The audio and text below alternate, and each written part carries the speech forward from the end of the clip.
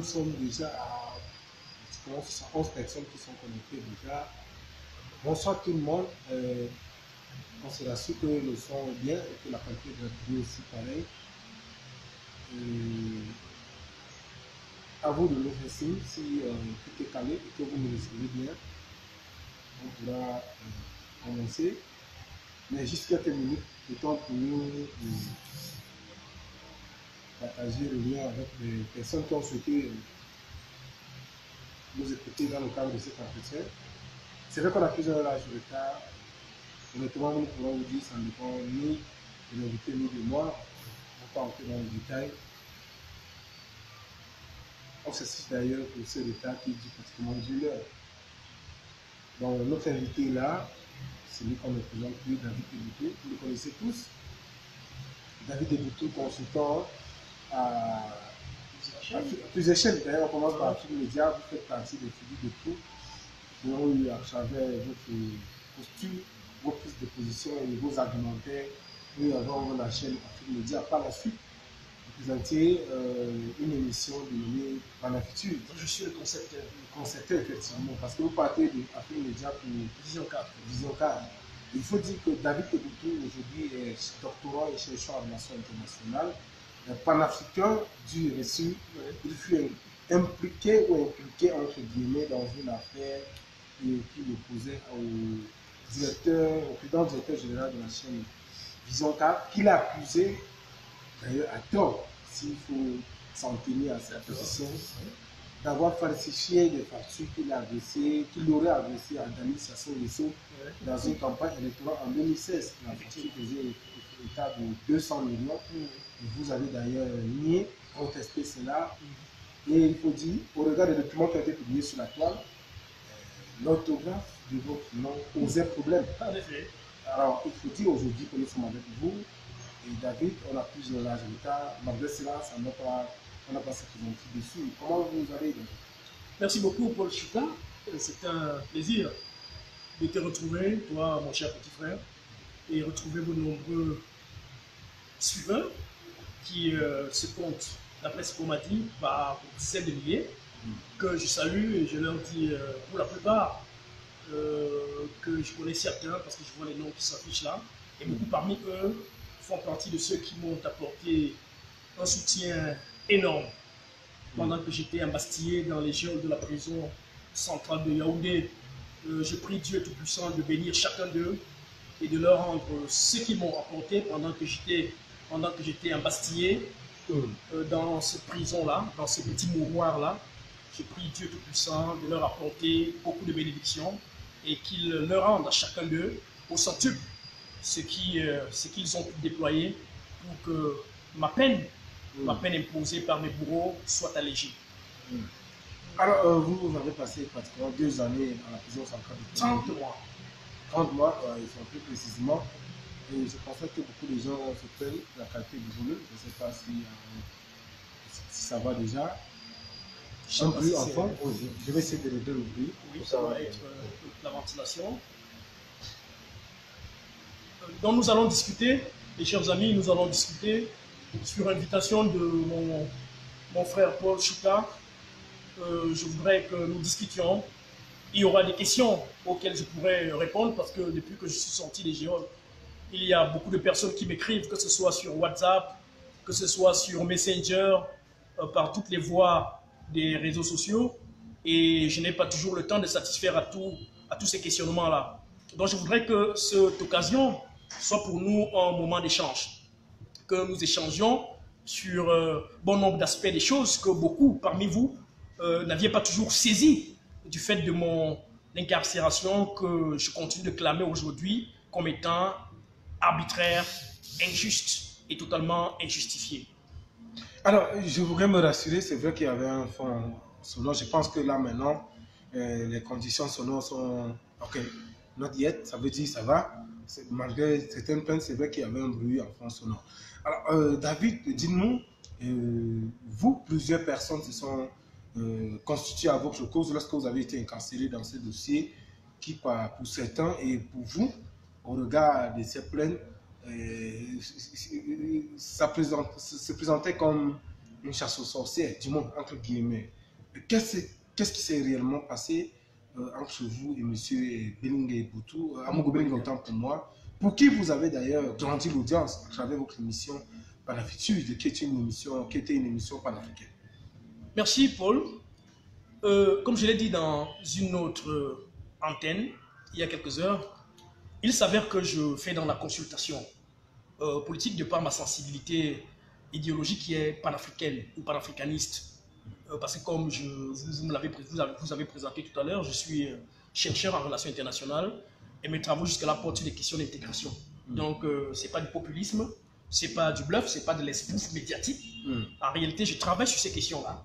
Je mène des travaux sur ces questions-là. Et donc, c'est par conviction scientifique que je mène aujourd'hui un combat panafricain ou panafricaniste. Parce que je crois à l'intégration. Je suis un disciple de Kwame Nkrumah qui l'a toujours clamé, l'Afrique mourra si elle ne s'unit pas.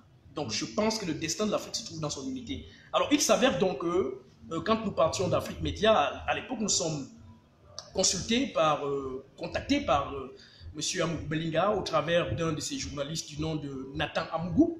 Nathan Amougou, parce qu'il faut dire les choses avec des faits, des preuves, parce que des gens sont en vie, ils connaissent certains de ces acteurs-là, ils pourront directement les interpeller pour qu'ils répondent si oui ou non David Boutou est en train de bluffer ou dire n'importe quoi. Donc, un certain Nathan Amougou me contacte et me dit que son patron, M. Amougou Belinga, a envie de nous voir. Et donc, nous y allons avec bon nombre des anciens co-panélistes d'Afrique Média à l'époque, d'Alvaris Gunju, Edmond Kuaté, Patrick Sapak et moi. Et donc, nous rencontrons M. Amougou Belinga. Et de là, nous arrêtons, il nous fait part de ce qu'il nous suivait depuis et qu'il voudrait que nous apportions le même audimat dans sa chaîne de télévision Vision 4 que nous ne connaissions pas. Et donc il fallait relever cette chaîne de télévision-là à travers notre consultation, à travers notre savoir-faire. C'est ainsi que, étant parti de là, j'ai créé, je le réclame parce qu'aujourd'hui on m'a dit, je ne regarde pas cette télé-là, pour ceux qui regardent cette émission, on m'a dit que, cette télévision je veux dire, on m'a dit que cette émission continue de passer, je suis le propriétaire, le créateur, le nom Panafritude est sorti de cette concepteur. Le concepteur, le forgeur. Et donc, je propose donc ce nom à mes autres collègues, donc Patrick Sapak, Edmond Kuaté et les autres, et donc nous adoubons le nom Panafritude et nous soumettons le synopsis à Jean-Pierre Amougou Belinga, le PDG de Vision 4. Ce qui se passe, c'est que nous lançons donc notre concept. Et le concept prend tout de suite, c'est-à-dire que parce que nous avions un nom à défendre, et donc avec une mission précise, c'est-à-dire défendre les peuples africains à travers un postulat basé sur un discours essentiellement intégrateur et fédérateur. Voilà comment on se retrouve à créer, à ramener un audimat important au niveau de Vision 4.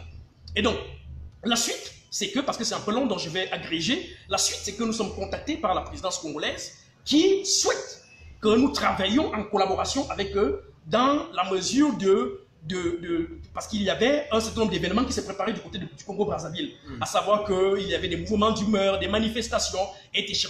Et donc, on a fait appel à nous, rentrant dans notre mission idéologique qui est de fédérer les peuples africains, de ne pas permettre qu'il y ait des désordres dans des États africains qui sont encore des États en construction. Nous avons accepté la mission. Donc, cette mission s'est faite à succès, parce qu'après 8 mois de travail, avec des allers-retours sur Brazzaville, il s'avère que ce travail a abouti à un travail que les autorités de la présidence congolaise ont apprécié et ils ont décidé de commun accord de nous payer une facture qui avait été dressée de commun accord entre nous et eux, une facture de 700 millions de francs CFA. Donc voilà comment la facture est dressée, payée par les autorités de la présidence du Congo-Brazzaville. Mais alors, c'est là le début de nos malheurs, à savoir que quand la facture est payée, nous restons sur Brazzaville. Monsieur Amougou Belinga qui était avec nous descend sur Yaoundé. Nous revenons 2 semaines après parce qu'il fallait faire un travail en Angola et revenir par la suite au Congo-Brazzaville. On n'a plus jamais eu l'occasion de mettre la main sur monsieur Amougou Belinga. Ça a été le début de nos problèmes au Cameroun. Je me rappelle que, ayant constaté la difficulté de mettre la main sur monsieur Amougou Belinga, nous avions contacté à l'époque l'ambassadeur du Cameroun au Congo, l'ambassadeur plénipotentiaire Comidon Djimoulou, qui nous avait mis en contact avec le délégué général de la Sûreté nationale. Nous nous sommes rendus à la délégation générale de la Sûreté nationale. M. Mbagagele nous a fait recevoir par le SG de la police. voilà, M. Bahia, qui me connaît très bien, qui nous a reçus dans son bureau, Patrick Sapak et moi, et qui nous a félicité du ton avec lequel nous venions lui poser le problème, parce que nous voulions que le problème se règle à l'amiable, parce que nous voulions simplement rentrer dans nos droits. Ce qui se passe, c'est que, entre-temps, nous ne savions pas que le partenaire d'hier, devenu bourreau, en ce moment-là, s'apprêtait simplement à nous entraîner dans les dédales que nous ne comprenions plus. Puisque, quelques jours après, je suis appelé et contacté au téléphone directement par un ami qui est journaliste animateur. Il s'appelle Consti Eka. Tout le monde peut l'appeler. C'est un animateur que vous connaissez très bien, un journaliste animateur, Consti Eka, qui m'appelle au téléphone et qui me dit qu'il est en train de suivre une émission sur la chaîne de télévision Vision 4 et qu'il voit mon image avec celle de Patrick Sapak et un communiqué sous-jacent qui dit simplement que nous ne faisions plus partie des équipes de sa télévision, nous ne sommes plus les consultants pour indélicatesse grave. Je me rappelle bien de cette expression, indélicatesse grave. Alors, nous ne comprenions pas ce qui se passe. Pourquoi maintenant que M. Moubeling a parlé de délicatesse, qu'est-ce qui s'est passé? Alors, de là, on cherchait toujours à comprendre ce qui se passe.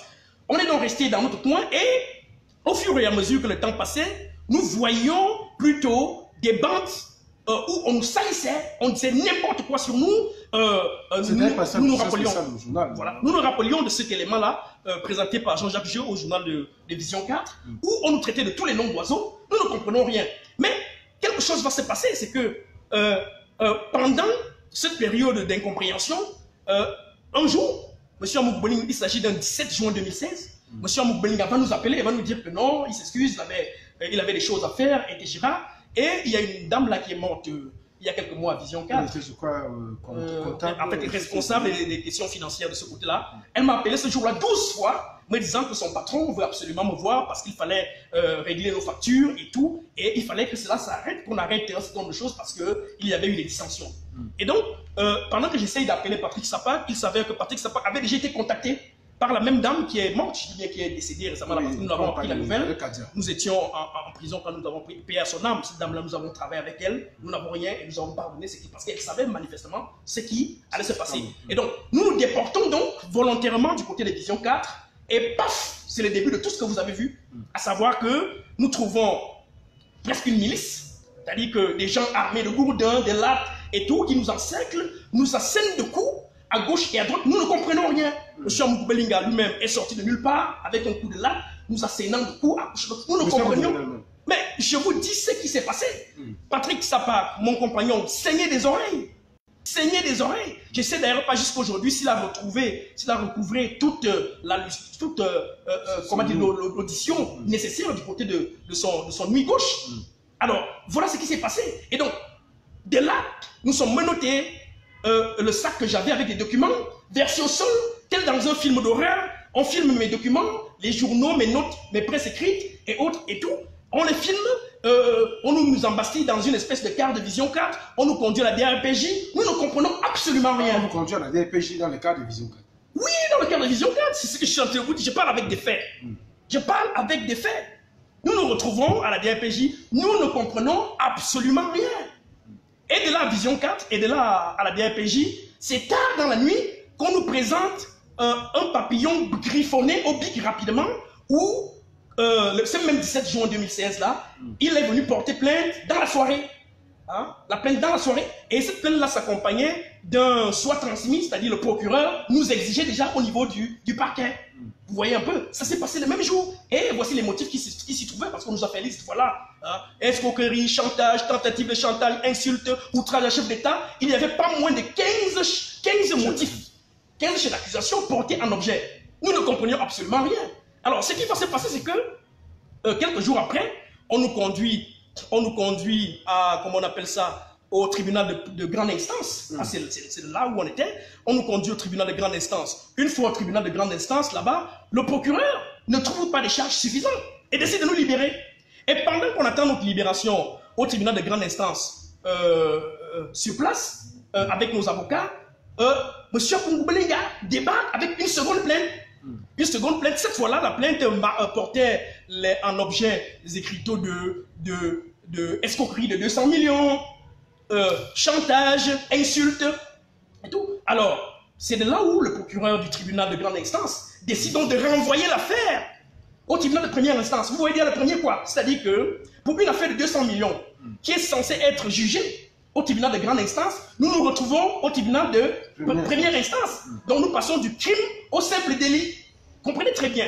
Et donc ça montre déjà à quel point il y avait un acharnement organisé parce qu'on voulait à tout prix nous voir derrière le barreau. Et donc on se retrouve donc le procureur du tribunal de grande instance renvoie donc le dossier au niveau du TPI et de là on renvoie donc le dossier à la DRPJ pour enquête.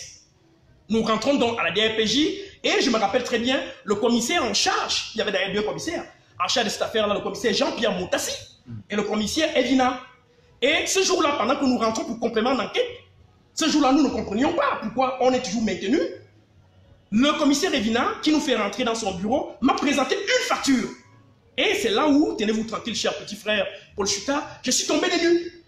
Alors, la preuve à charge que M. Amugoubelinga avait ajoutée dans le dossier et que le commissaire Evina me présentait était une preuve de 200 millions que tout le monde a vu et qu'on peut retrouver sur ma page Facebook. Et où il était dit que nous avions essayé de prendre, de récupérer sibyllinement avec les crypto Vision 4, avec l'entreprise Vision 4, la marque Vision 4 au Congo-Brazzaville, une somme de 200 millions de francs. Malheureusement, la main de Dieu avait agi sur ce grossier montage de factures. Plusieurs erreurs. Tenez, sur la même facture, nous commençons par la date. Fait à Yaoundé le 8 mars 2016. Le 8 mars 2016, je retiens cette date parce que c'est une date bien connue. C'est la date de la célébration de la journée de la femme. Alors, le 8 mars 2016, Patrick Stapak et moi, nous n'étions ni au Cameroun, ni à Brazzaville. Nous étions dans un autre pays. Et mes passeports, mes documents d'embarcation, tous les documents avaient été présentés au niveau de la police scientifique. Alors, autre erreur, au niveau de la marque en dessous de l'écriture directeur général. Il a mis David Merlin Eboutou. Vous savez, beaucoup de gens à la télévision connaissent simplement David Eboutou.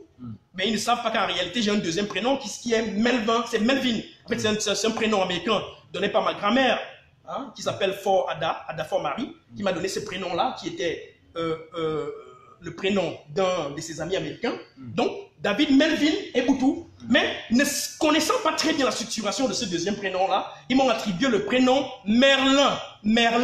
Et c'est donc comme cela que je me suis retrouvé avec le nom David Merlin Eboutou, au lieu de David Melvin Eboutou. Donc David Merlin Eboutou. Alors voilà la deuxième erreur. Troisième erreur, la signature en bas de ce faux nom, n'était autre que la signature scannée de Patrick Saba. Donc regardez très bien, en mettant mon nom raté, ils ont cru que la signature qu'ils ont retrouvée dans leur document là-bas était ma signature. Ils l'ont scanné et ils l'ont apposé en dessous de mon nom raté.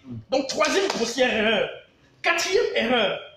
Le numéro en bas de cette grossière facture n'était autre que mon numéro de Brazzaville. Alors qu'on disait que je l'avais décaissé ici. Cinquième erreur. Ils n'ont jamais pu produire l'original de cette facture-là. Ils ont plutôt produit une photocopie. Et je me rappelle très bien, ce jour-là, quand le commissaire Evina de la DRPJ se rend compte qu'il a en face de lui un grossier montage, il va se mettre à rire en disant « Je ne sais pas ce que ce monsieur vous veut. » Il va se mettre à rire. Et donc nous savions que notre liberté était acquise parce qu'il n'y avait rien de compromettant qu'on pouvait trouver sur nous. Malheureusement, ou alors, ne comprenant rien, on va nous détenir pendant quelques temps encore. Et puis, paf, pendant qu'on nous traîne entre la DRPJ et le parquet, il se passe qu'en 23 juin 2016, aux environs de 22 h, on nous conduit dans le cabinet d'un certain juge nommé Joël Albert Bias, qui nous présente... Vous donnez ce nom, c'est le même monsieur, Joël Albert Bias, Joël Albert Bias, qui avait fait interpeller Sébastien Ibala, Michael Dupas. Alors, on nous conduit donc dans le bureau de ce monsieur-là, le juge Joël Albert Bias, qui nous présente deux papiers. Et sur les papiers, c'était quoi? Mandat de dépôt. Voilà comment on s'est retrouvé en prison sans qu'on ne sache, avec une telle légèreté. 2 mandats de dépôt, monsieur signé là. Vous voyez un peu? Voilà les conditions dans lesquelles. Et voilà ce qu'on n'a pas pu dire comme. Parce que il faut restituer la vérité, parce que c'est une question d'honneur. Je vais vous dire, durant le séjour en prison, nous avons entendu des choses. Nous avons écouté des choses. Un jour, Vision 4, cette télévision-là, diffuse à Mondo Vision la fausse facture, la facture fabriquée, avant que mon camarade d'université Boris Berthold, puisque nous n'avions pas, étant abassillés, nous n'avions pas la possibilité de nous défendre. Et donc, le camarade Boris Berthold, depuis l'Occident, découvre dans cette fausse facture qu'en réalité, ce n'est pas le nom de son camarade. Hein?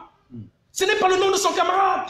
Son camarade qu'il connaît très bien, qui est comme son frère, ne s'est jamais appelé David Merlin et Boutou, mais il s'appelle David Melvin.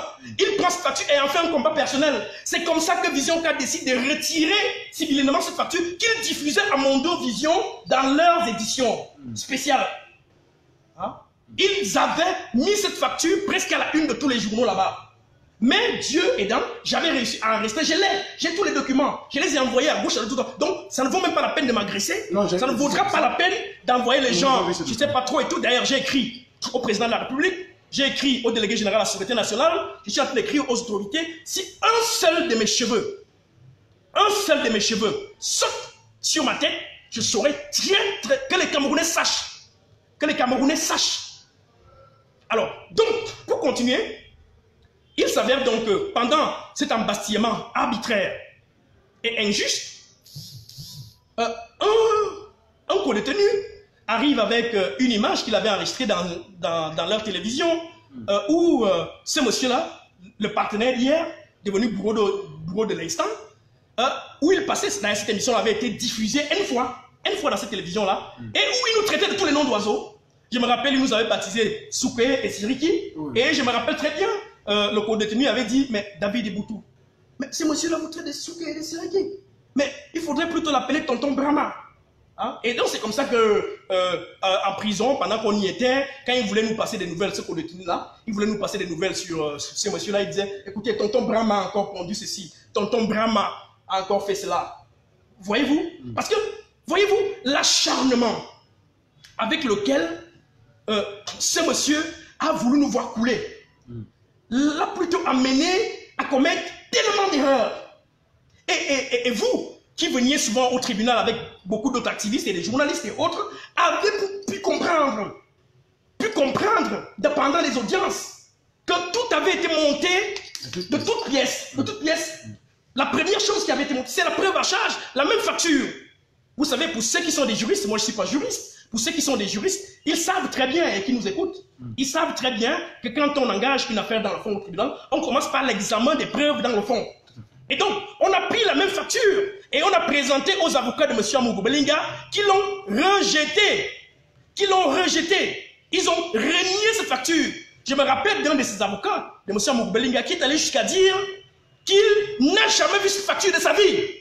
Vous vous rendez compte? Il n'a jamais vu cette facture de sa vie. Voilà ce qui s'est passé.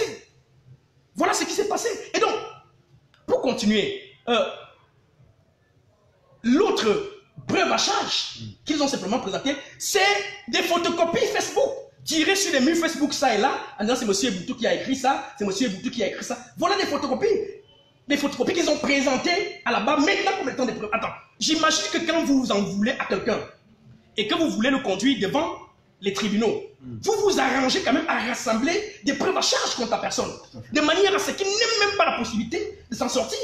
Même M. Paul Chuta, vous avez vu de vos propres yeux, vous veniez souvent, vous avez vu comment cette facture est rejetée. Et d'ailleurs, j'ai supplié le tribunal, j'ai supplié les juges, j'ai supplié la collégialité, parce qu'à 4 reprises, on nous changeait comme ça les juges sans qu'on ne sache pourquoi on change les juges. Chaque juge qui arrivait, on disait non, ce n'est pas lui, c'est elle, jusqu'à ce qu'on institue une collégialité, présidée par le juge Ambola Bijo Charles.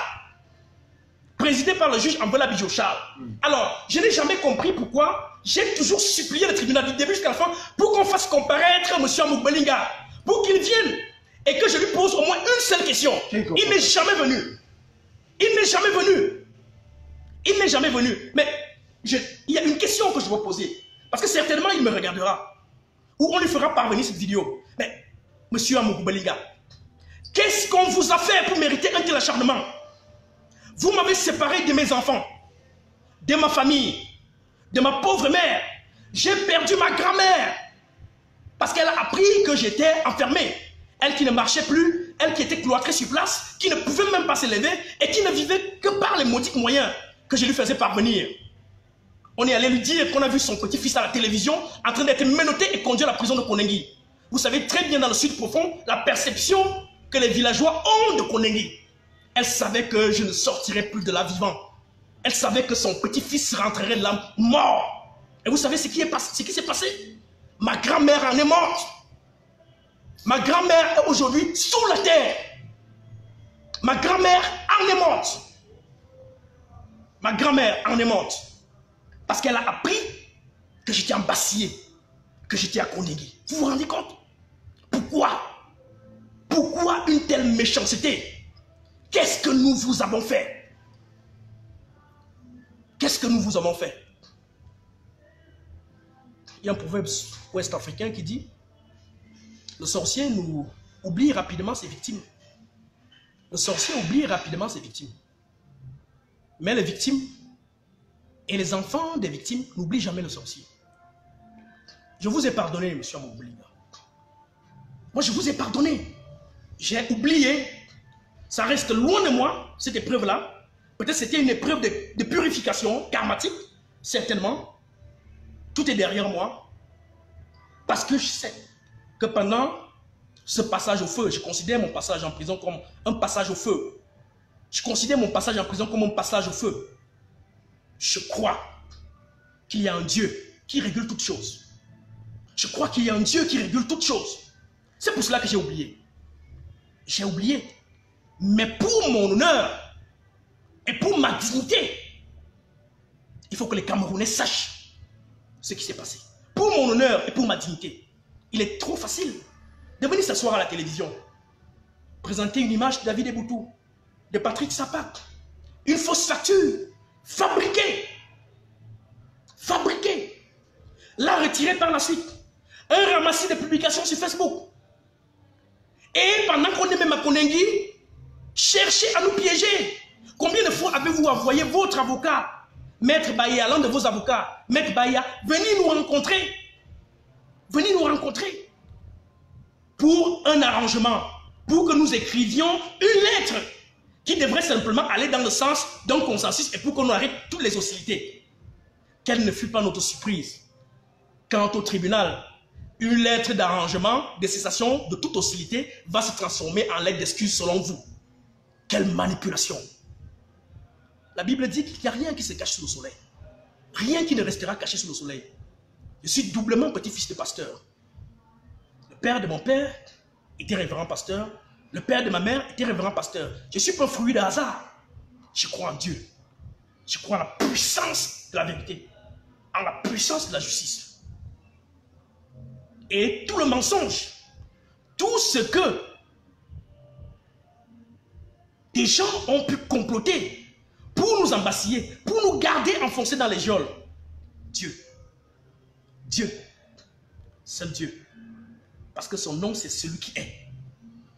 Alors, monsieur David Eboutou, dis-nous, est-ce que dans cette affaire, vous avez eu à contacter les officiels de la République du Congo, du Congo, parce que c'est eux qui étaient impliqués. On a fait savoir au monde entier que vous leur avez fait vous avez présenté des factures, des fausses factures. Il s'agit effectivement d'Anis et Singesso, que vous leur avez présenté des fausses factures de 200 millions de francs CFA. Quelle était la réaction du Congo au regard de cette affaire?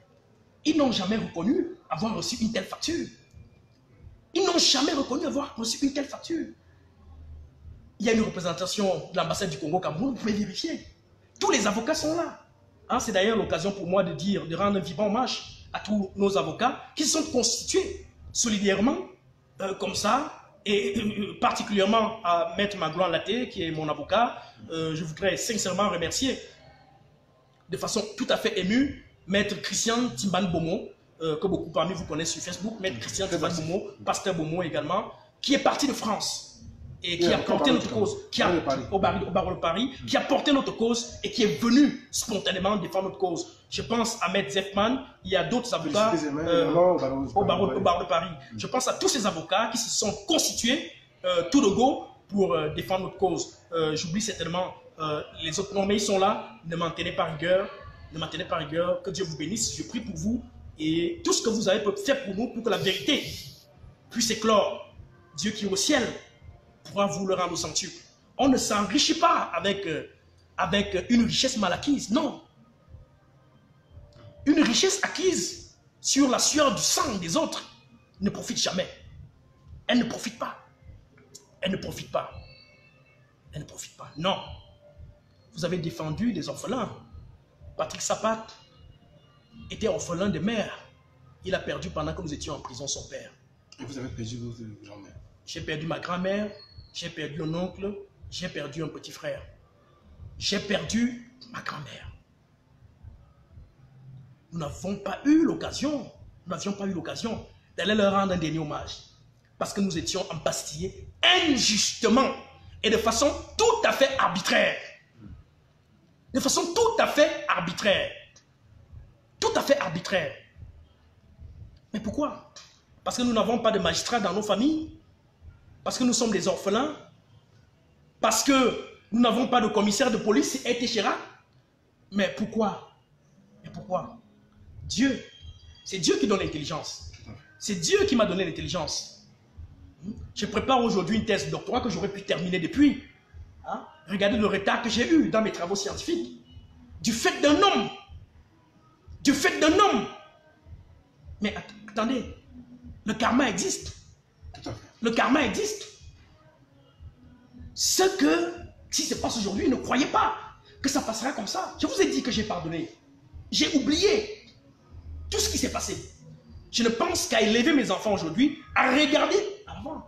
Vous avez souvent vu ma petite fille arriver en prison, hein, qui ne savait même pas ce qui se passe, qui me voyait malmené entre les salles d'audience, les quarts de prison et Téchéra avec des monotes, ne comprenant pas ce qui arrive à son père.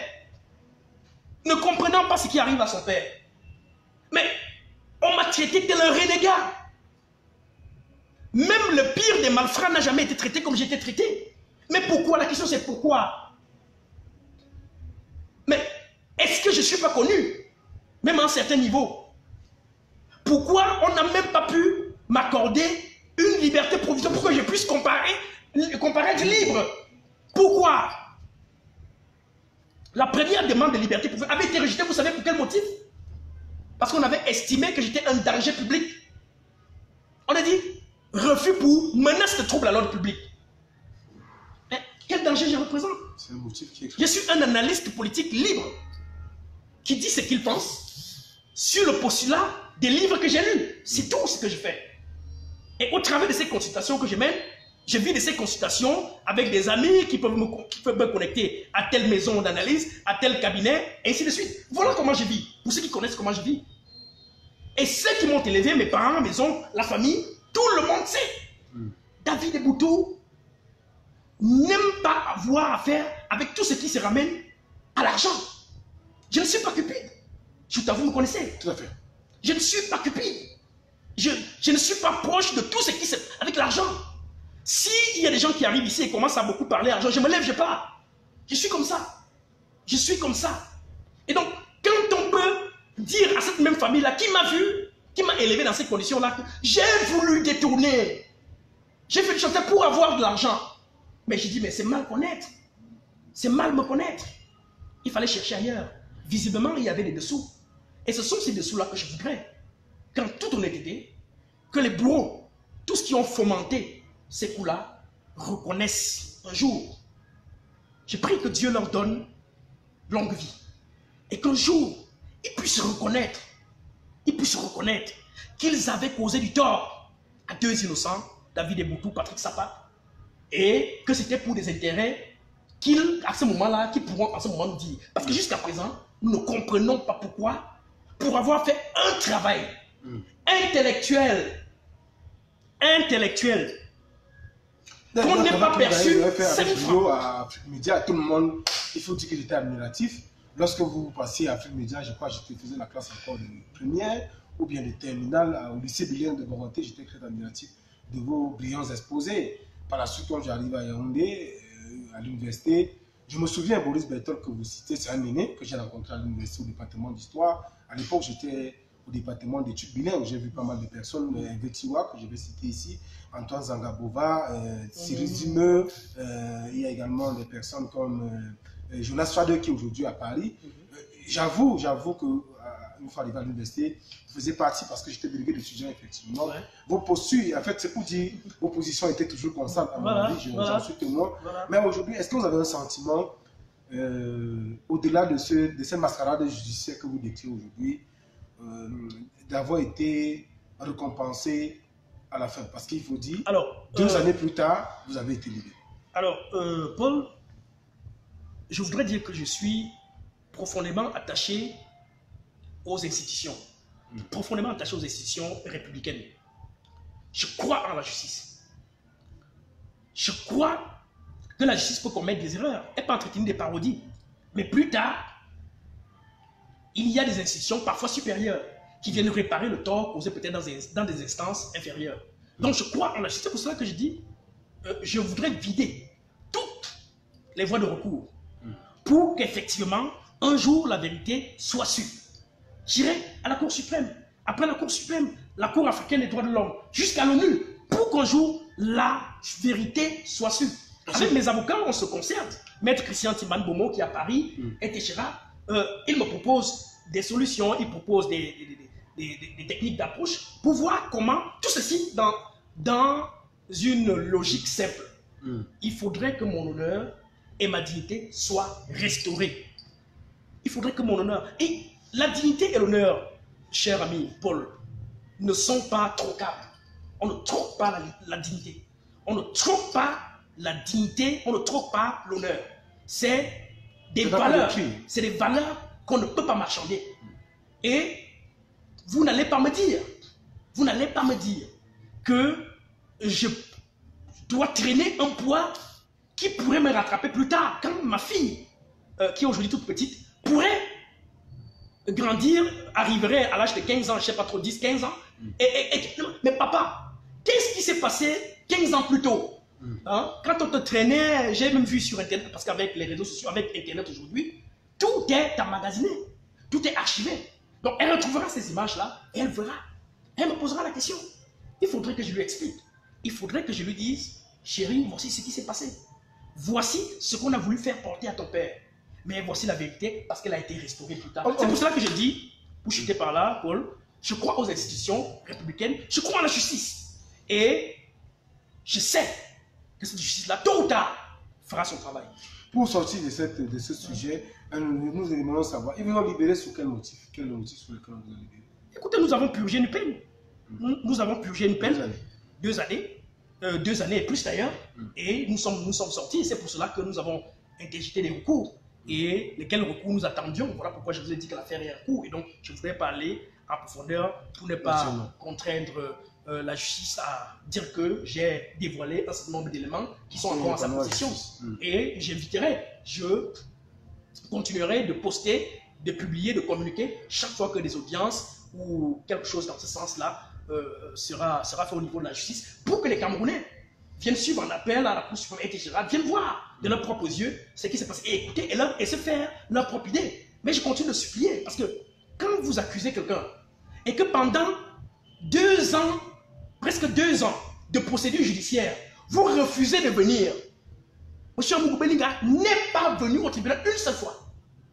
Il n'est pas venu. Je ne sais pas s'il y a des super-hommes, je ne sais pas s'il y a des gens au-dessus de la justice, je n'en sais trop rien, mais j'ai supplié les instances de faire venir M. Amougou Bellinga au tribunal. Et même au-delà. Jusqu'aujourd'hui. Comment allez-vous m'expliquer que M. Amougou Bellinga n'est même pas toujours remis mes téléphones, mon ordinateur et un certain nombre de documents qu'il ne détient pas derrière lui? J'ai demandé au commissaire Evina de la DRPJ pendant que nous étions détenus encore, de demander à M. Amougou Bellinga de me remettre mes appareils parce qu'il n'avait pas qualité de les garder par devers lui. Rien n'a été fait. Au niveau du tribunal, j'ai demandé, supplié, qu'on me rende mes appareils. Ce sont mes appareils, M. Polchuta. Hein? Si la justice les confisquait, je comprendrais. Si la police les confisquait pour besoin d'enquête, j'aurais compris. Mais jusqu'alors, M. Amougou Bellinga détient mes téléphones, mon ordinateur, par devers lui. Mais qu'est-ce qu'il fait avec mes appareils? Mon argent, il ne m'a rien donné. Il a pris. Hein? Mes appareils, il a pris. Mais pourquoi? La question c'est pourquoi? Pourquoi? Pourquoi? Bon, on va sortir de ce sujet. Vous savez qu'on a plusieurs autres sujets à l'heure du jour. Nous allons tout de suite embrayer avec le sujet qui porte naturellement sur la liberté des manifestations publiques au Cameroun. On se souvient encore de l'actualité qui défait la journée est celle de l'interpellation du leader, du président du mouvement pour la renaissance du Cameroun, M. Maurice Kamto, qui, d'après nos dernières informations, a été auditionné ce jour au GOC du côté de Van. Hier, d'après les informations effectivement également qui nous venaient des sources très introduites, faisait état d'une éventuelle libération de sa part. Il aurait évoqué, mis comme condition contre sa libération, la libération ou la mise en liberté effectivement de tous les militaires et sympathisants du MSC qui ont été interpellés. Mais aujourd'hui, il y a un document qui circule sur la toile qui fait état d'un collectif de 300 plus diaspora qui ont décidé de marcher le 1er février, vendredi, pour contester la marche blanche du MRC. Et cette manifestation, bien que nous ne soyons pas dans un régime de déclaration, d'autorisation, a été du moins autorisée par le préfet de Yaoundé premier. Alors, David Deboutou, quel commentaire est-ce que vous faites à ce sujet? On constate que les déclarations de l'opposition sont systématiquement interdites. Or, ceux qui font des manifestations pour, je voudrais dire, louer M. Biya sont presque autorisés. Une lecture globale, mon cher ami Paul, je constate simplement que notre pays traverse une situation terrible. Notre pays traverse une conjoncture politique ou sociopolitique particulièrement difficile. Et l'impression que j'ai au constat empirique, c'est que les citoyens, les gouvernants, les formations politiques n'avons pas toujours aidé à apaiser cette tension-là qui, à mon avis, tous les jours, va vers son paroxysme. Parce qu'on ne peut pas comprendre. Il y a d'ailleurs, avant d'en arriver là, il y a que, je ne suis pas juriste de formation, mais il y a un ensemble de notions parlant des libertés publiques qui se superposent, s'entremêlent, et dont il n'y a pas toujours un contenu fiable ou alors clair qu'on peut y trouver de manière à se prononcer de façon objective. Quand on parle d'espace public, c'est quoi un espace public? Une déclaration publique. Le régime de déclaration, c'est quoi? Ou l'autorégime d'autorisation, c'est quoi? Je crois qu'il va falloir qu'on clarifie davantage ces concepts de manière à amener les citoyens, pas simplement ceux qui adhèrent à des formations politiques, pas seulement les politiques, mais davantage les citoyens à comprendre effectivement ce qu'on y met en termes de contenu dans ces concepts-là, de manière à ne pas être buté face à la loi. Je le dis parce qu'au constat, on a quand même l'impression que, vu sous le constat empirique de ce qu'on a vu ces derniers temps, il n'y a que cette loi peut fonctionner par embuscade. À savoir que, vous avez évoqué un exemple tout à l'heure, pendant que ce sont des manifestations du côté des opposants qui sont pendant que ce sont ces déclarations de manifestation qui sont posées dans les sous-préfectures, etc., qui sont déclarées, on les refuse systématiquement. Et de l'autre côté, quand il s'agit des déclarations pour régime, on les autorise facilement. Je pense donc qu'il y a là une façon de fonctionner qui n'est pas tout à fait saine. Il faudrait mettre un contenu dans ces lois-là de manière à ne pas amener les gens à être butés devant la loi. Maintenant, il faut davantage, à mon avis, appeler également les responsables politiques à beaucoup de responsabilités. Parce que c'est Rousseau qui le disait, obéir aux lois qu'on s'est prescrites est également liberté. Les leaders politiques doivent aujourd'hui, à mon avis, réorienter leur combat, réorienter leur lutte. Parce que quand ils s'engagent dans des combats qui sont encadrés par des instruments légaux que eux-mêmes ils ont préalablement accepté, il y a problème. Tout à fait. Moi j'ai toujours pensé, et vous connaissez ma position, cher Paul, en ce qui concerne le processus électoral au Cameroun. À mon avis, la question, en ce qui me concerne, s'il fallait qu'on demande mon avis là-dessus, serait d'amener les partis politiques à concentrer leur lutte sur la refonte du système électoral. Et s'il fallait même refondre le système électoral ou le réformer, À mon avis, il n'y a qu'un seul article qu'il faut déverrouiller. C'est lui qui consiste à modifier ce verrou qui veut que nous ayons un système électoral à un tour. Que nous passions d'un système électoral d'un tour à deux tours. Je pense qu'à ce niveau-là, beaucoup de choses seraient faites.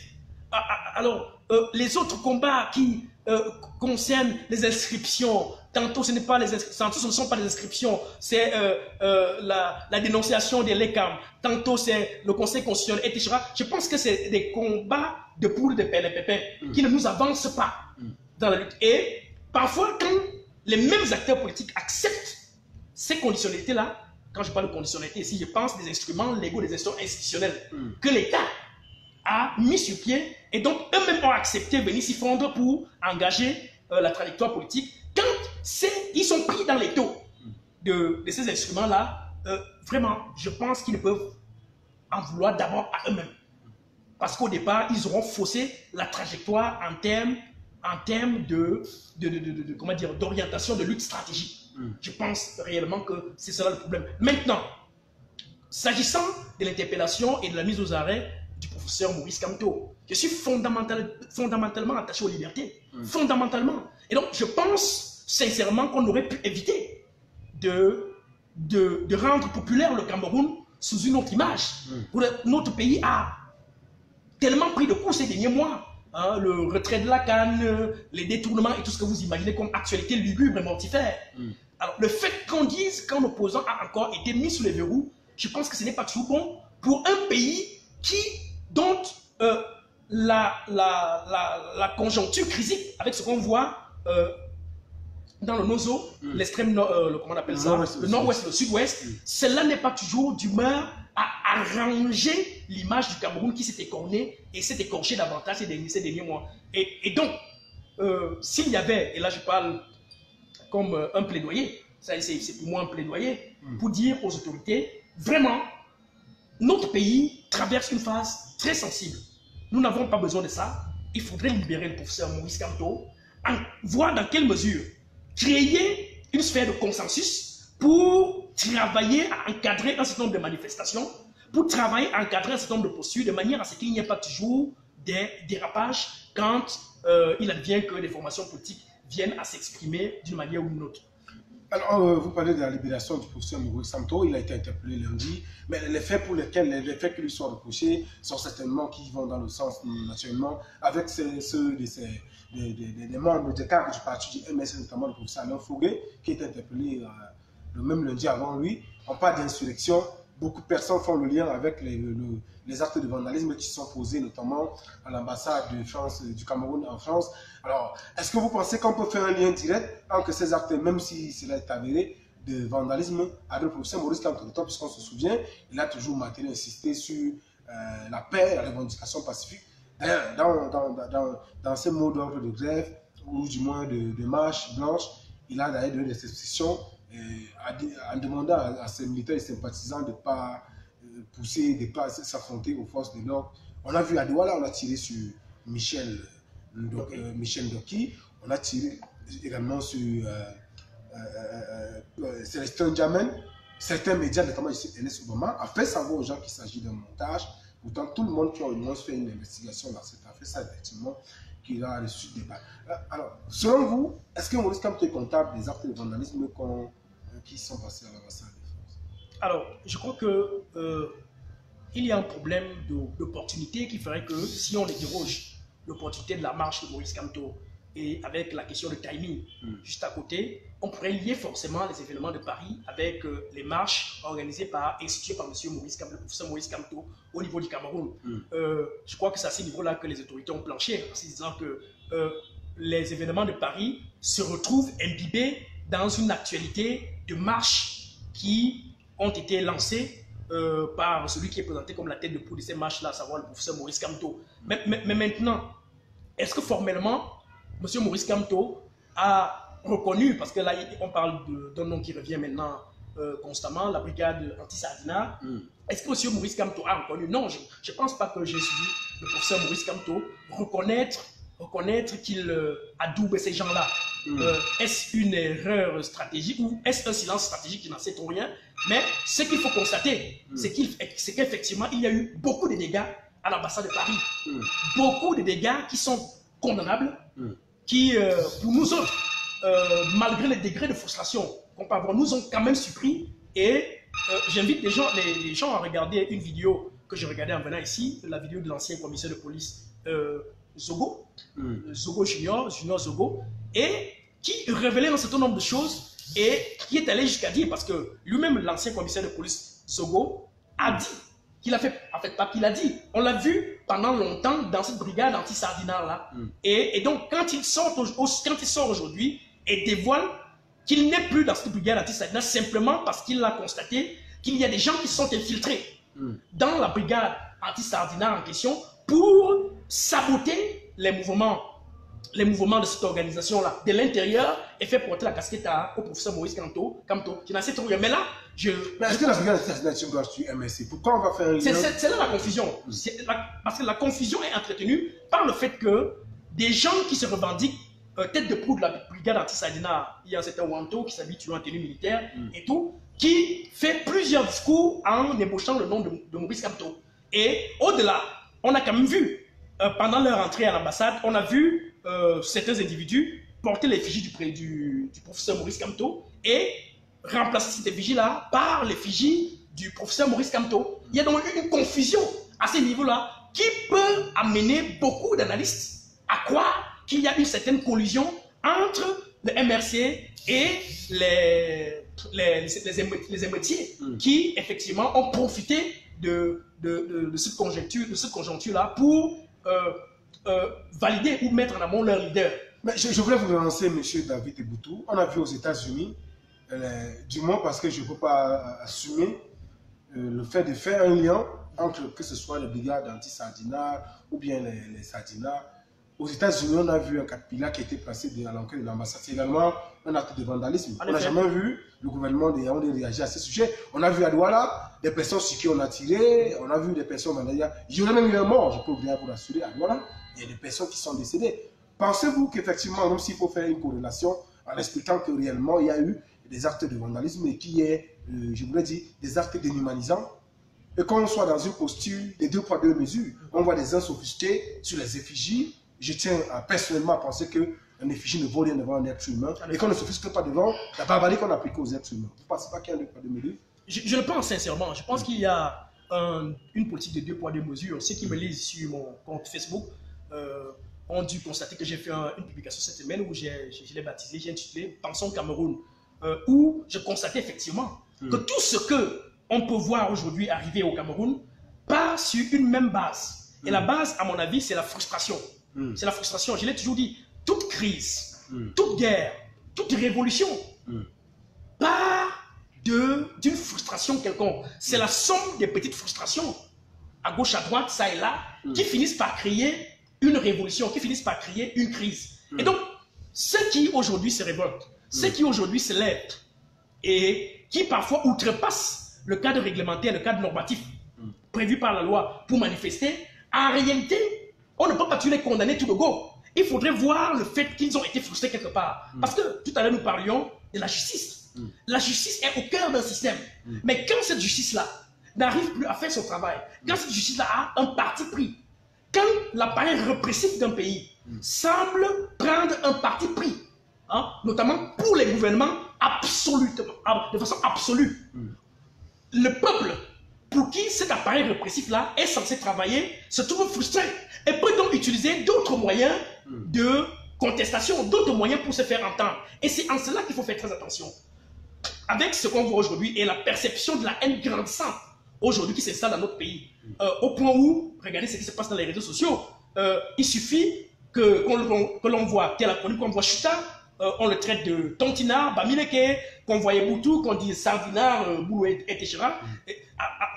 Il y a un construit qui se fait doucement, mais qui nous conduit vers un chaos. Il faudrait rapidement que cela s'arrête. Rapidement. Vous savez, j'ai lu ces derniers temps beaucoup d'auteurs qui ont travaillé sur la question de la crise rwandaise.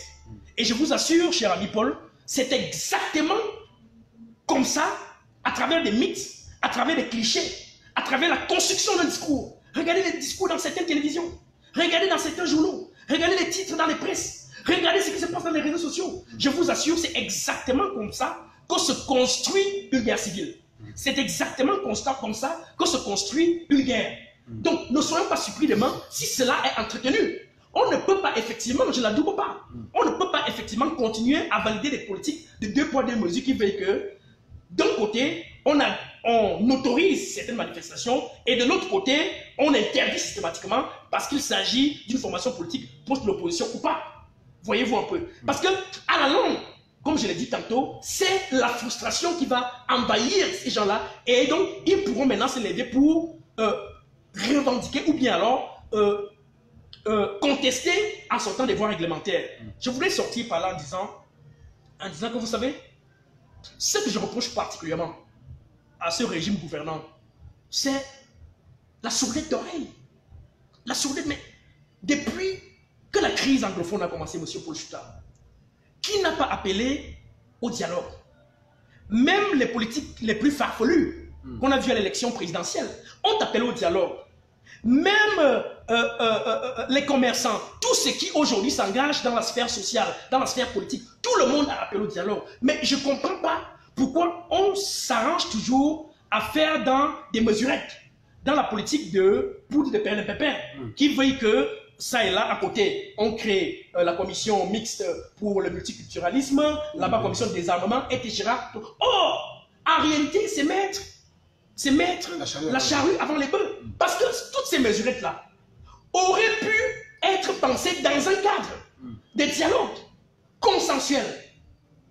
Et si ce cadre-là avait été défini avec tous les acteurs et que ces mesures-là auraient pu sortir de là, on aurait donc pu se dire, ok, ces mesures-là sont le produit d'un consensus. Vous savez, là, le compromis n'est pas forcément la compromission. J'ai l'impression que le régime gouvernant de Yaoundé pense qu'aller sur une table de dialogue avec même des gens qui hier ont eu des arguments rudes, ont eu des postures radicales, pour le gouvernement de Yaoundé, j'ai l'impression que pour eux c'est un blasphème. Or, nous sommes avant tout tous des Camerounais. Vous savez, le Cameroun est la propriété collective de tous les Camerounais. Tous les Camerounais. Nous avons tous une portion d'héritage dans ce pays. Nous sommes tous appelés à défendre d'une manière ou d'une autre les couleurs ou alors les valeurs de ces pays. Et donc, par conséquent, il faudrait que nous partions de ce poste-là, notamment pour les gouvernants. Ils doivent simplement savoir que dans toute action qu'ils doivent mener, ils ne doivent pas toujours avoir une politique de répression. Une politique de répression qui veut que dès qu'on dénonce, on se retrouve dans les geôles, dès qu'on marche, on se retrouve dans les geôles, etc., etc. Je pense effectivement que le problème du Cameroun aujourd'hui, c'est un problème de frustration. Il y a tellement de frustration dans tous les secteurs. Il n'y a aucun secteur aujourd'hui qu'on retrouve sans qu'il y ait des frustrés. On peut aller secteur après secteur, on retrouve des frustrations. Et le plus grave, c'est qu'on a l'impression que ces frustrations-là ne retrouvent pas toujours écho, ne retrouvent pas toujours oreille à écoute en face. Et ça produit donc ce qu'on voit. D'accord. J'ai envie de revenir sur une question et pour faire toujours la corrélation avec les actes de barbarie, de vandalisme, autant pour moi, perpétrés au niveau de Paris. Alors, j'ai envie de dire, si aujourd'hui, moi, pour Chouta, je vais à la poste centrale, je commence à déchirer ou bien à poser des actes de casser des kiosques de PMUC et je dis Paul Biaouye, est-ce que l'acte sera imputable à lui? Mais c'est une question piège. Non, je ne sais pas, parce que je pose la question pourquoi. Avant, je ne prends pas parti, je veux juste te présenter les faits. Avant l'annonce de la marche blanche, il y a des instructions qui ont été données. Monsieur Kanto a fait il y a eu des, je voudrais appeler ça des flyers qui ont circulé sur la toile en donnant les postures. Si la police agit, chantez l'hymne national, n'agissez pas, ne posez pas d'actes de violence, respectez la police, mettez-vous à même le sol, chantez, chantez fort, tenez-vous de façon encerclée. Aujourd'hui, il y a des actes de barbarie. J'ai envie de questionner, soit, disons que M. Kamto est comptable des actes qui sont passés à Paris, pourquoi ne pas interpeller M. Biya sur ce qui s'est passé à Douala? Lorsque l'armée tire sur des gens, il est quand même le chef suprême de l'armée. Est-ce qu'il a, c'est pas les enquêtes au niveau des interpellations, c'est pas biaisé? Parce qu'on voudrait tout au moins comprendre. S'il faut parler effectivement d'insurrection, il faut parler d'actes de barbarie, il faut parler, on devait d'une manière ou d'une autre convoquer les deux camps. Parce que s'il faut comparer le vandalisme de Paris et ce qui s'est passé à Douala, vous êtes tout le monde d'accord avec moi que nous pencherons beaucoup plus pour la dignité de l'être humain. En effet, je suis parfaitement d'accord avec vous. Vous savez, je vais peut-être aborder ma casquette d'historien pour vous répondre. Historiquement, les États francophones, qui sont des États néocoloniaux, ont été conçus pour fonctionner sur deux paradigmes. Celui de la conformité et celui de la violence. Je dis bien celui de la conformité et celui de la violence. Les deux vont de pair. En d'autres termes, qu'est-ce que cela veut dire? Cela veut concrètement dire que nous sommes dans des régimes hérités du système colonial français qui veut que le système fonctionne de façon automatique. Soit nous tous nous chantons des louanges, on se retrouve tous dans une même chorale où on dit tout est bon, tout est bien, et ça c'est le conformisme. On fonctionne comme cela et rien ne nous arrive. Soit alors, nous jouons des dissidents, nous disons que tel aspect ne va pas très bien, nous disons que telle chose est à revoir et le système nous applique la répression. C'est les deux paradigmes sur lesquels ce système a été conçu. Et donc ça ne me surprend pas qu'à chaque actualité, comme celle que nous venons de vivre au Cameroun, que le régime réagisse au travers soit de la répression, soit de la violence. Ça fonctionne ainsi, c'est automatique. Ça, c'est historiquement établi. Maintenant, je vous ai rappelé plus haut, tout à l'heure, qu'il y a aujourd'hui un ensemble de lois qui encadrent les libertés, qui sont des lois floues. Et qu'il faille, à mon avis, qu'on y mette davantage en contenu. Parce que j'ai suivi tellement de juristes depuis cette actualité lugubre. Qu'est-ce qu'on y met dans la notion de déclaration d'une marche, d'autorisation de manifester, etc. Qu'attend-on du sous-préfet? Qu'est-ce qu'un espace public? Qu'est-ce qu'une liberté? J'ai tellement suivi des définitions selon qu'on se retrouve d'un camp comme de l'autre. Mais je dis toujours que c'est à l'État qui a le pouvoir régulateur.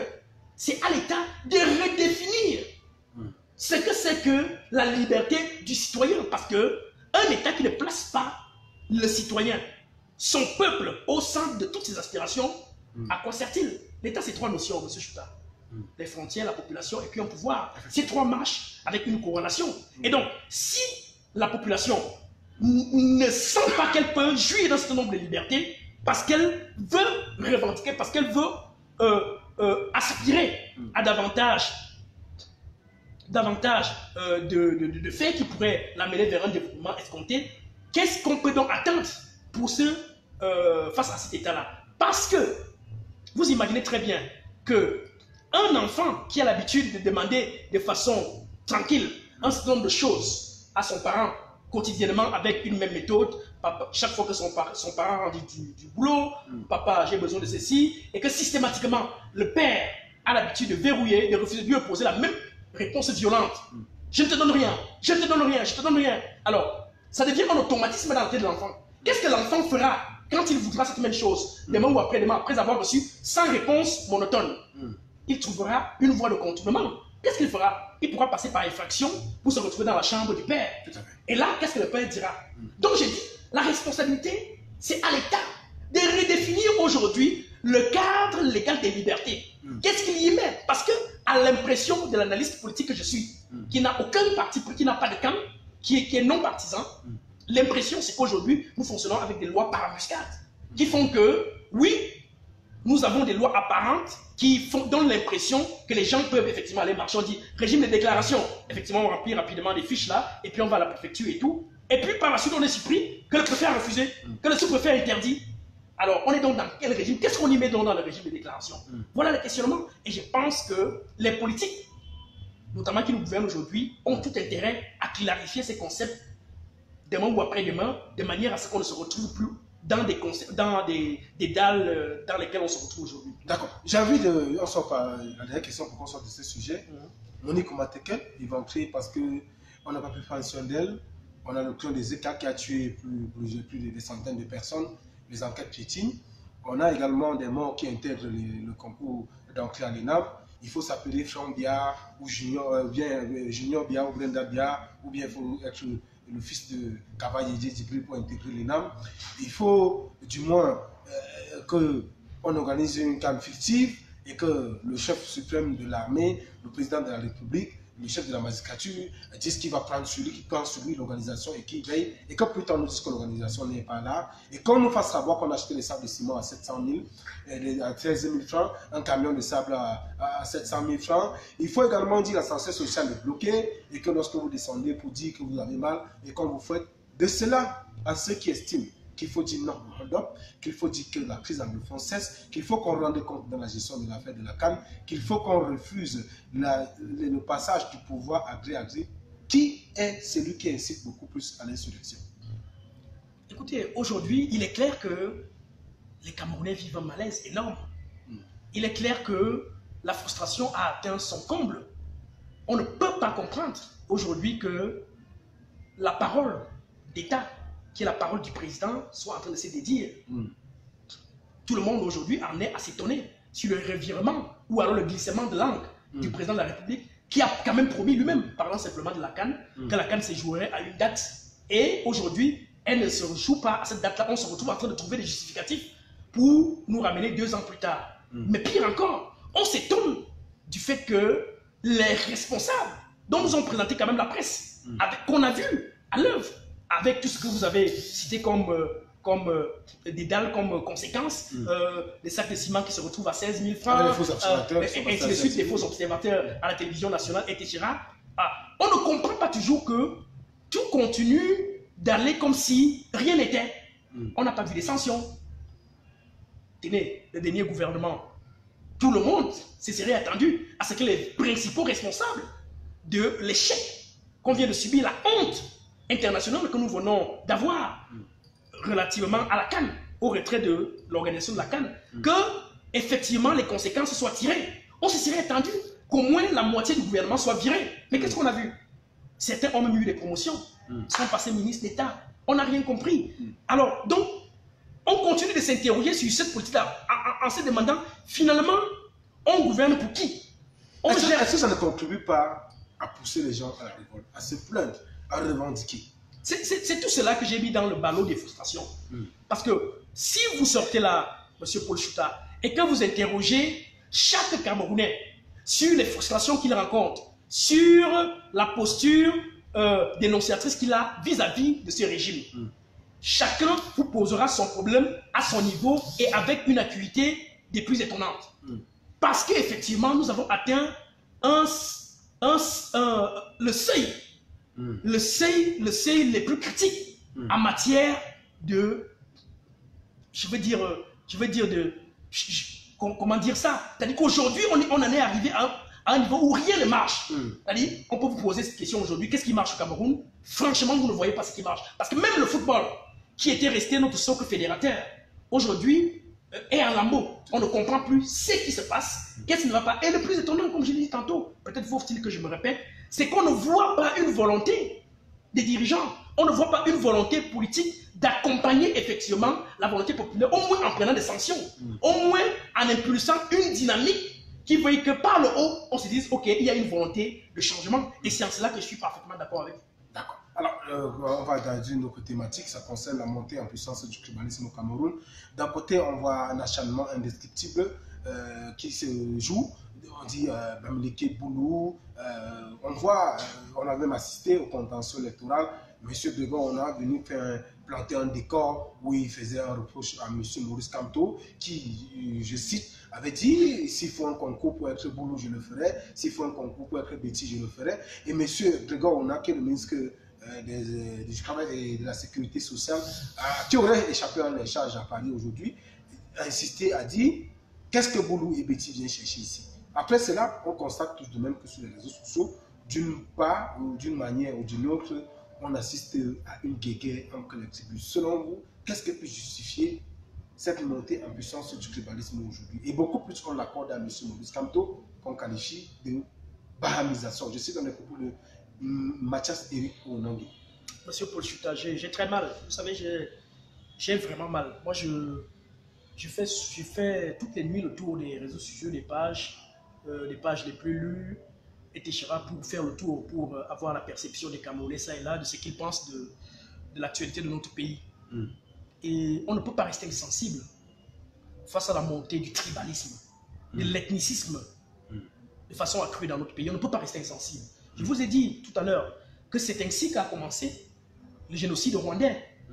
Je ne comprends pas qu'aujourd'hui, on puisse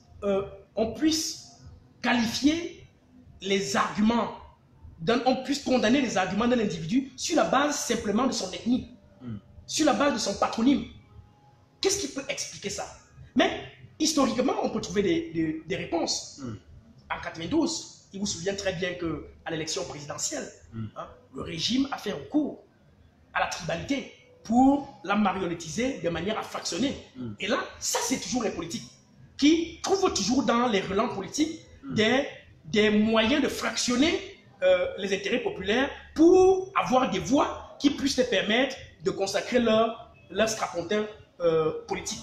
Ça fonctionnait comme ça dans les années 92, notamment avec la montée en puissance du SIF dans ces années-là, où on a effectivement vu un discours qui avait pris un relent important, qui disait que non, les anglo-bamis ne doivent pas gérer le pays simplement parce qu'ils pourraient le vendre avec tous les mythes que vous connaissez, les Bamoudas sont à gauche, etc.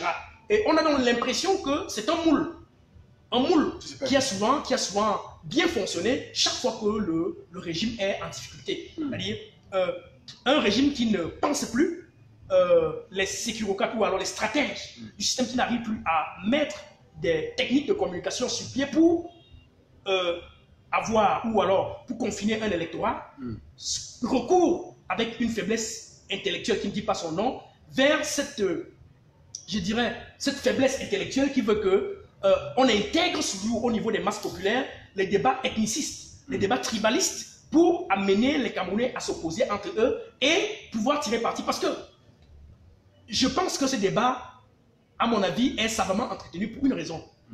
Quand on fait une lecture anthropologique ou même sociologique, rapidement avec la géopolitique intérieure du pays, relativement en rapport avec nos élections, on voit très bien que les alliances que fait le pouvoir ne se font pas au hasard. Quand vous voyez le RDPC qui a un allié objectif, qui est le Grand Nord, vous comprenez qu'il est difficile, dans ce pan-là, avec les petites voies qui peuvent émietter au littoral, à l'est, vous comprenez qu'avec le grand centre sud-est, il est difficile pour un autre parti. Je dis bien techniquement, il est difficile avec ces alliances tribales, ces alliances ethnicistes-là, de battre les RDPC sur la base de ces alliances-là. Et avec le discours qu'on a vu les autres partis apporter aujourd'hui, intégrer un discours de vérité, un discours de réalité qui amène les Camerounais à être en face de la réalité, on a très bien vu que le régime, n'ayant pas toujours les moyens intellectuels, cognitifs, pour opposer à ces discours-là un autre discours cognitif, qu'est-ce qu'ils ont fait? Ils sont allés susciter le tribalisme, le discours sur la tribalité. Et je l'ai dit, en 92, ça a marché. Est-ce que maintenant, s'il y a même des marchés, je n'en sais trop bien, mais je pense plutôt qu'au rythme où nous allons tout droit vers une guerre civile. Si cela n'est pas arrêté, nous allons bien tout droit vers une guerre civile. Où, bientôt, avec ce qui se joue là, avec la perception, la lourdeur... Et les médias qui participent, il faut le dire. Bien sûr, je l'ai dit tantôt. Vous savez qu'aujourd'hui, tel que fonctionnent nos médias, les médias au Cameroun fonctionnent par réseau. C'est-à-dire que tel compte du régime entretient tel média, tel autre entretient tel média, et c'est eux qui définissent les grandes unes. Ça fonctionne ainsi. Et dans ce fonctionnement-là, on leur dit exactement ce qui va dans le sens d'asseoir leur pouvoir ou d'asseoir leur strapontin politique. Et vous pouvez donc imaginer le clash qui se joue avec les autres qui voient bien ce jeu-là qui se profile à l'horizon et qui pensent qu'ils ne peuvent même plus avoir droit à une bonne information. Il y a donc une espèce de clash qui se profile à l'horizon et qui, si elle n'est pas arrêtée, et c'est toujours du devoir du politique, monsieur Paul Chouta, c'est le politique qui a le devoir d'impulser une dynamique à partir d'un cadre politique clair, à partir d'un cadre politique consensuel, institutionnel, pour effectivement réguler le cadre des débats et autres. Je vais vous prendre un exemple.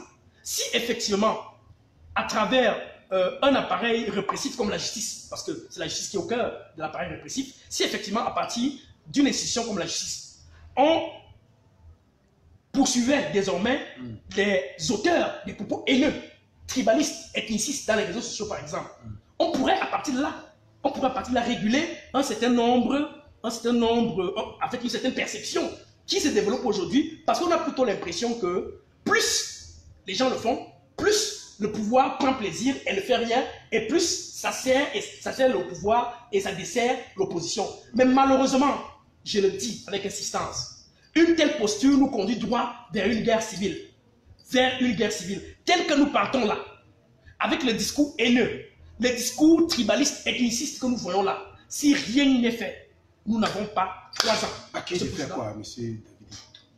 L'État, certainement, est accusé de participer à ce jeu. On a vu à Mondo Vision, Katino, je le répète encore, tenir des propos très tribalistes, parce qu'elle a d'ailleurs dit, si tu veux être député, tu es de l'Ouest, bah, honnêtement, ça m'a beaucoup offusqué. On a eu de part et d'autre des personnes qui ont tenu des propos à comparer des ressortissants de l'Ouest à ceux du centre, comme s'il y avait une intelligence assez particulière, que Dieu aurait oublié certaines régions en faveur des autres. Est-ce que la responsabilité n'incarne pas l'État qui, subitement, adopte plutôt la posture de la cape?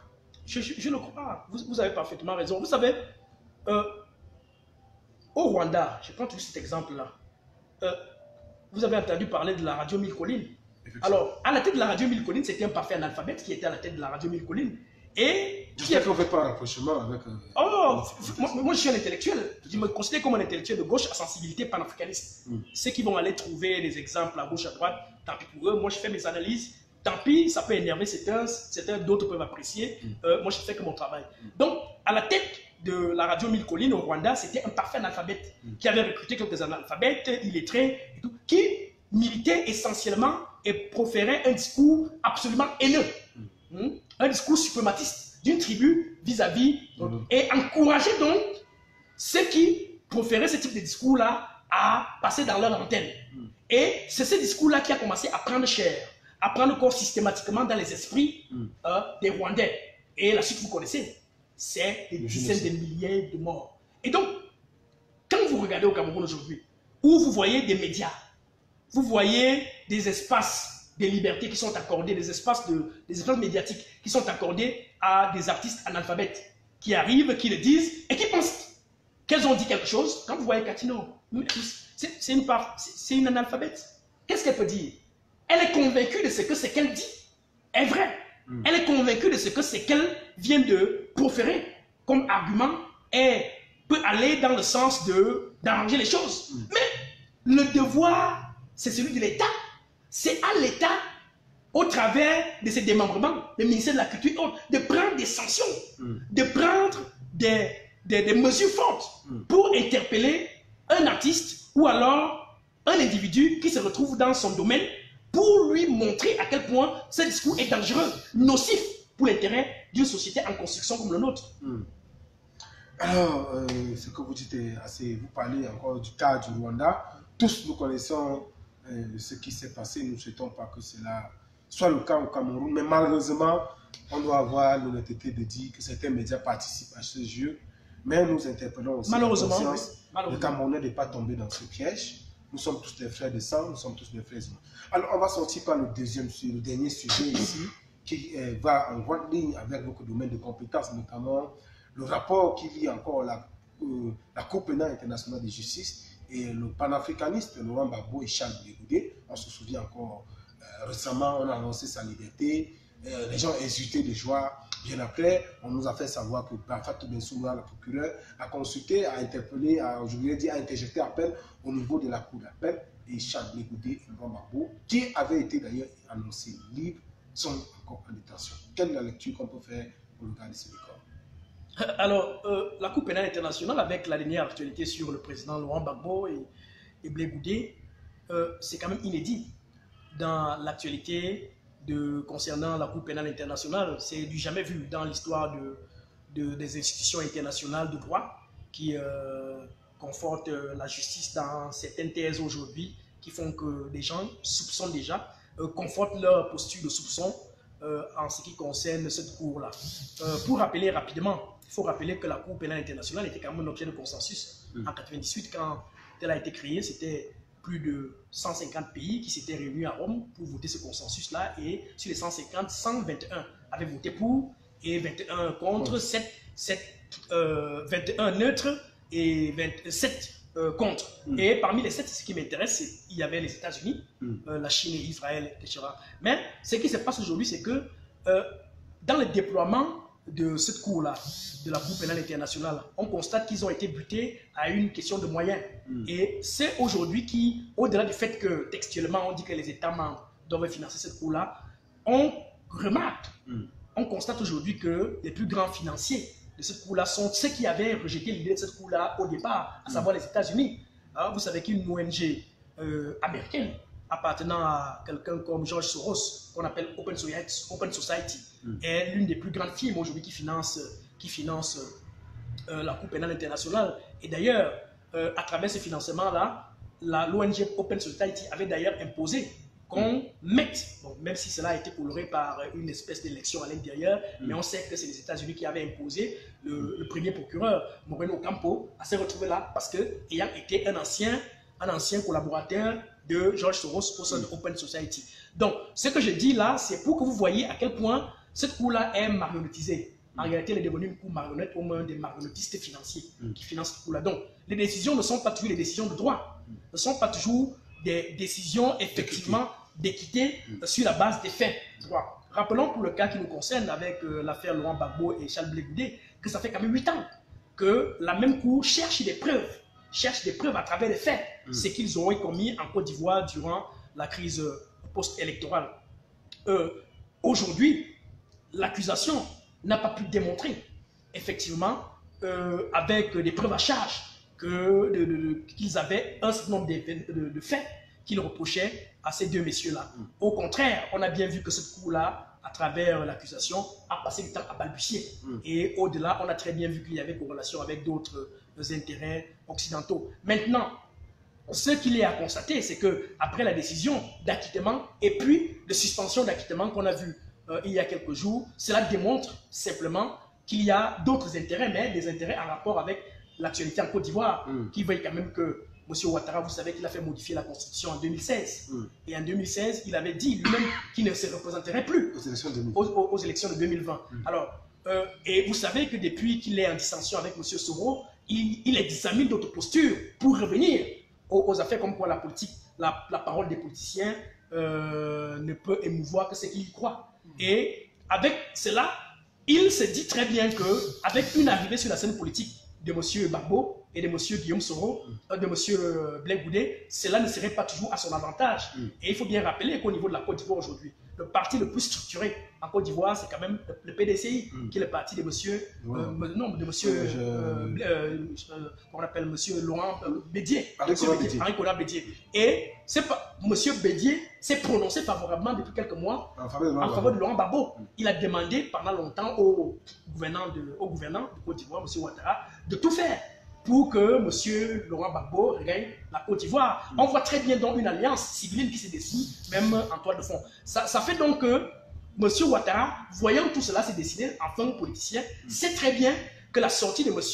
Gbagbo, qui a quand même accru autour de lui une certaine popularité, une certaine légitimité à travers ce procès-là qui lui a donné beaucoup de popularité, il sait très bien que son arrivée en Côte d'Ivoire dans les prochains jours pourrait lui être fatale, notamment en perdant son strapoteur présidentiel. Comme je pense que la décision d'examen, on a parlé du 1er février, je crois sincèrement qu'on va tout droit vers une décision de liberté conditionnelle où on pourrait demander à M. Gbagbo et à Blé Goudé de choisir des pays européens où ils pourraient y rester. Le gouvernement ivoirien a dit qu'il revenait à M. Laurent Gbagbo de décider s'il reviendrait en Côte d'Ivoire ou pas. Il se suscite d'ailleurs dans les chaumières que l'une des raisons pour lesquelles on aurait retenu Laurent Gbagbo, c'est qu'il aurait refusé d'une part, parce qu'on lui a proposé comme condition de libération qu'il ne se porte plus, qu'il s'engage plus en politique jusqu'à ce que Alassane Ouattara quitte le pouvoir. Il a refusé parce qu'on se souvient, le gouvernement ivoirien a dit qu'il revient à Laurent Gbagbo de décider s'il revient en Côte d'Ivoire ou pas, parce que la vérité parlait effectivement de la Belgique où se trouve sa seconde épouse. Il est clair que la détention qui continue avec M. Gbagbo et M. Blé Goudé cache beaucoup de choses. Après leur acquittement dans le fond, on voit très bien qu'en toile de fond, il y a certainement des tractations.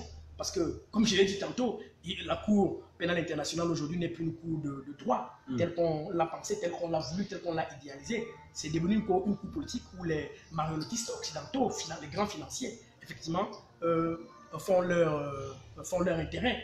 Et ça fait donc que à travers les intérêts stratégiques, géopolitiques aujourd'hui qui entourent, qui interagissent à travers les mondes aujourd'hui, on peut donc forcément se dire que M. Ouattara a dû activer un certain nombre de réseaux pour continuer à maintenir M. Gbagbo du côté de la CPI, le temps d'asseoir un certain nombre d'arrangements internes, occultes, pour effectivement voir dans quelle mesure il peut peut-être postuler en 2020 ou alors garantir sa survie politique. D'accord, je pense que nous sommes encore, il faut dire ici, au regard, l'actualité est encore très pendante. Nous allons sortir de cet entretien avec David Eboutou, comme vous connaissez très bien, qu'on ne présente plus. Beaucoup l'ont revendiqué dans les plateaux, télévision, sur les réseaux sociaux, à travers vos postures. Monsieur David Eboutou, on sort par là. Nous avons eu notre reporter sur le terrain nous a fait savoir que M. Maurice Kamto se porte très bien. Certainement, il y a un point de presse qui est en train qui va se tenir dans quelques minutes là, avec Bibouni Sak, porte-parole de Maurice Kamto. Selon vous, Maurice Kamto en détention, quel est le destin que vous, la lecture que vous faites sur son destin? Sera-t-il libéré ou bien l'arrestation est-elle productive pour le régime ou bien pour Maurice Kamto? L'arrestation du professeur Maurice Kamto est à coup sûr improductive. Elle est contre-productive. Elle est stratégiquement naïve. Je ne sais pas pourquoi le régime a voulu se faire mauvaise presse, mauvaise publicité en arrêtant le professeur Kamto. Il faut laisser le professeur Kamto vaquer à ses occupations. Nous sommes tous des Camerounais. Vous savez, le problème de ce pays, c'est que pendant longtemps, il y a des gens qui ont cru et qui continuent de penser que ce pays est leur propriété personnelle. Ce pays est la propriété commune de tous les Camerounais. Laisser les Camerounais interagir sur leurs concitoyens, proposer des plans de société et que les Camerounais choisissent librement qu'ils veulent. Le fait d'appliquer systématiquement à d'autres concitoyens, du fait de leur appartenance idéologique, des postures répressives, finissent par amener même les Camerounais qui n'étaient pas acquises à leur cause à s'interroger, à se demander effectivement si ce monsieur n'est pas finalement le bon. Je crois effectivement qu'aujourd'hui, nous devons repenser notre façon de faire de la politique. Vous savez, la politique telle qu'elle se comporte aujourd'hui au Cameroun n'est plus saine, n'est plus une guerre d'idées, n'est plus une guerre idéologique où on affronte, où on confronte programme face à programme, où on confronte idée face à idée. Aujourd'hui, c'est véritablement une guerre qui peut aboutir à l'ensanglantement. C'est une guerre violente. C'est une guerre aujourd'hui qui amène des familles à s'autodétruire, qui amène des amitiés d'hier à se déconstruire. Je pense qu'il faut revoir la façon de faire la politique. Et je dis toujours, c'est à l'État qui a le pouvoir régulateur, le pouvoir régalien, d'encadrer au travers des lois claires, qui ne sont pas obtus, qui ne sont pas fileuses, qui ne sont pas occultes pour tout le monde, de manière à ce que quand on s'engage vers une posture, qu'on sache effectivement où on y va, sans qu'on s'y engage dans une posture qui est en réalité une posture par embuscade. Parce que comme je l'expliquais plus haut, on a l'impression aujourd'hui, en parlant par exemple des lois sur les libertés, que les lois qui encadrent la plupart des lois sur les libertés sont des lois par embuscade. Il faudrait les revoir. Et c'est en cela que je pense aujourd'hui que sincèrement, il faudrait davantage que nos autorités impulsent une nouvelle idée de la politique à travers un nouveau discours qui ne se complaise pas dans un discours tribaliste, dans un discours haineux, dans un discours de violence qui tend à noircir l'autre. Parce que tel qu'on présente le professeur Maurice Kamto, moi je ne l'ai jamais vu, je ne suis pas du MRC, je ne connais pas ce qui s'y passe. C'est vrai que j'ai des amis là-bas, comme le porte-parole, avec qui j'ai grandi, Boubi Nissad, avec qui j'ai grandi. Mais je pense, c'est terrible de voir à quel point on peut noircir un autre Camerounais simplement pour ses idées. Allons-y sur les débats d'idées, le terrain d'idées, le terrain qui veut qu'on confronte chacun programme face à un autre programme, programme contre notre programme, et que les Camerounais décident. Mais sortons des postures belliqueuses qui veulent que d'un côté, il y ait des saints et de l'autre côté, il y ait des diables. Et que l'enfer, comme disait l'autre, soit toujours les autres. Il faut qu'on pense à nouveau Cameroun parce que nous passerons tous, M. Polchuta. Nous passerons tous, le Cameroun restera. D'accord, on a constaté, peut-être erreur de ma part, depuis les indépendances du Cameroun, Maurice Kamto est certainement le candidat de l'opposition qui a été arrêté et enfermé sous un régime après l'avènement de la démocratie. Après l'avènement de la démocratie, ça a du multipartisme. Pourtant, il n'est pas le seul candidat qui était... Quelle est la lecture que vous faites, la comparaison que vous faites? Pourquoi l'arrêté enfermé? Pourtant, il a revendiqué, il a dit qu'il est celui qui a remporté les élections et plusieurs fois a demandé au recomptage des votes pour clarifier les choses. Je l'ai dit tantôt, je pense que le fait de vouloir appliquer une posture de répression sur un Camerounais qui a décidé de voir idéologiquement les choses pas de la même façon que vous, amènerait plutôt cette posture va plutôt amener les Camerounais qui ne pensent pas comme lui à s'interroger sur cet individu-là et à plutôt s'y rapprocher. Donc la posture de le mettre en prison aujourd'hui est plutôt contre-productive et improductive. Je pense également que le fait de le mettre aux armes, je continue de penser que c'est une interpellation et je suis de ceux qui pensent que dans les jours prochains, il va regagner sa liberté parce que véritablement avec tout ce qu'on connaît comme problème aujourd'hui au-dessus du Cameroun, le véritable problème au Cameroun aujourd'hui, c'est le problème de la crise anglophone. C'est la crise anglophone. Voilà un pays qui est en train de se diviser. Quand vous parlez avec des anglophones aujourd'hui, qu'ils soient dans les institutions, qu'ils soient partout, même ceux qui sont au gouvernement, beaucoup ne pensent pas, beaucoup ne sont pas d'accord avec la façon de faire du régime. Mais ils le font par convenance. Parce que ce qui se dit est plus grave que ça. Nos frères anglophones, j'étais en prison avec l'un des leaders, hein, le docteur, mais je parle du plus intellectuel, Fontaine-Neba, qui à mon avis est l'un des plus structurés, qui m'a posé le problème anglophone de la façon la plus claire. Et donc c'est un malaise profond qui si rien n'est fait, on court tout droit vers une distension, vers une dislocation de nos deux pays. Vous voyez, je parle même déjà de deux pays, parce qu'aujourd'hui, les anglophones de cette partie-là se considèrent déjà effectivement comme des citoyens à part. Pourquoi? Toujours du fait de la frustration. Vraiment, travaillons à ne pas davantage contribuer à creuser le fossé des Camerounais qui pensent déjà aujourd'hui qu'il y a une oligarchie, une partie des Camerounais privilégiés et une grande masse qui est venue accompagner les autres et qui vit des frustrations et qui n'a rien à faire et qui doit mourir et qui doit simplement applaudir les autres qui sont venus, qui ont été choisis par les dieux. Vraiment, veillons à ce que ces équilibres-là ne soient pas rompus parce que, comme je l'ai dit, mon cher Paul Chouta, ce pays nous appartient tous. C'est le pays de nos enfants. Si nous le détruisons aujourd'hui, c'est nos enfants qui souffriront et c'est nos enfants qui trouveront un pays à lambeaux. Et même dans nos temps, nous regretterons que les gens même au pouvoir aujourd'hui ne se considèrent pas comme des éternels, comme des démiurges, comme des gens qui ne mourront pas. Vous savez, il y a une loi qui est claire, la loi de la finitude. Tout finit par finir. Tout finit par finir. Le régime de Mobutu est parti. Bokassa qui s'est autoproclamé empereur, il est parti, on n'en parle plus. Le régime hitlérien, les pays dictatures de l'Amérique du Sud, Napoléon, etc. Tous sont partis, tout ça part. Un jour, le renouveau partira. Et moi, je suis de ceux qui pensent qu'il partira même bientôt. Bientôt, il partira. Donc, nous sommes sous les langues de la loi de la finitude. Tout finit par finir. Et maintenant, dès que nous savons que tout finit par finir, nous n'avons pas besoin de vivre comme si nous vivrons éternellement. Hein? Dès qu'on a une portion de pouvoir à gérer, qu'on le gère comme si nous étions éternels, qu'on matraque les autres, qu'on envoie la police matraquer cela, qu'on condamne les gens à tort à travers, qu'on envoie les gens en prison, etc., qu'on privilégie, qu'on crée une société de classe, etc. Tout finit par finir. Il faut finalement que nos dirigeants l'intègrent. Parce que nous tous, nous sommes des Camerounais et nous pensons le meilleur pour ce pays. Moi, j'ai eu plusieurs occasions à ma sortie de prison. J'ai eu plusieurs propositions de partir de ce pays. Je vous ai montré des documents, mon cher Paul Chouta, pour les États-Unis, pour la France, partout. Mais j'ai dit, je reste là. Parce que je crois en ce pays. J'aime ce pays. Je crois que ce pays a un génie particulier. Ce génie particulier, je pense simplement qu'il y a certainement eu un problème de management d'hommes.